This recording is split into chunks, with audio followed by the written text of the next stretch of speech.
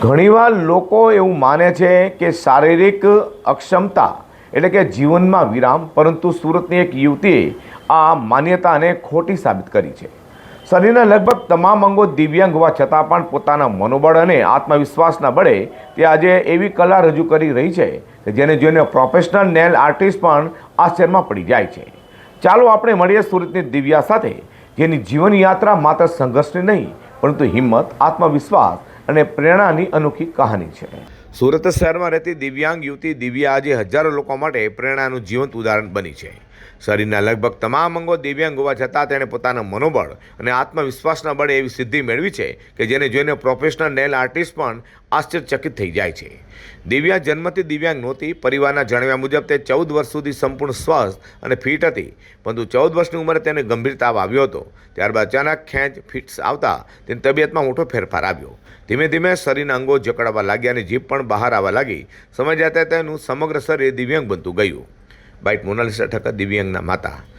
મારી બેબીને 14 વર્ષ હતી ને ત્યારથી આ પ્રોબ્લેમ થઈ। પછી પહેલાં તો નોર્મલ જ હતી, પછી આ તકલીફ થઈ ને એને હિંમત આપી, સપોર્ટ આપ્યો, એને પુશઅપ કરી તારે થોડીક હિંમત થઈ એને કે નહીં હું કંઈ કરી શકું છું। પછી આગળ વધી, નેલ આર્ટ શીખી।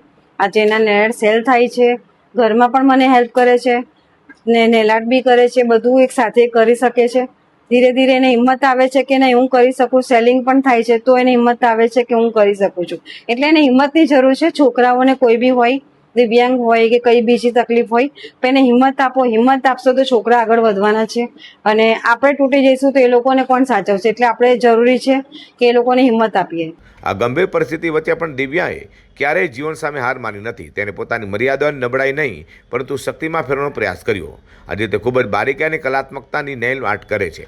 તેની કૃતિઓમાં જોવા મળતી સુંદરતા, સફાઈ અને સર્જનાત્મક એવી છે કે અનુભવી નેલ આર્ટિસ્ટ પણ તેની પ્રતિભાને બિરદાવે છે। દિવ્યાની કહાની માત્ર એક વ્યક્તિના સંઘર્ષની નથી, પરંતુ એ દરેક માટે સંદેશ છે કે જીવનમાં પડકારો કેટલા પણ મોટા હોય, જો મનોબળ મજબૂત હોય તો અસંભવ લાગતું કાર્ય પણ શક્ય બની શકે છે। એને 14 વર્ષની હતી ત્યારે આ પ્રોબ્લેમ થઈ ને અત્યારે 28 વર્ષની છે, પણ ઘરના કામકાજ બધું સાચવી લે છે। હું બહુ પ્રાઉડ ફીલ કરું છું કે આજે મારી છોકરીને આટલી બધી તકલીફ હોવા છતાં પણ એ આટલું કરે છે, મીન્સ ઘરનું કામ કરે છે, મને હેલ્પફુલ થાય છે। એ નેલ આર્ટનું બી હજુ બી કંઈક એને શીખવું છે, એવું નેલ આર્ટમાં એને સ્ટોપ નથી થવું।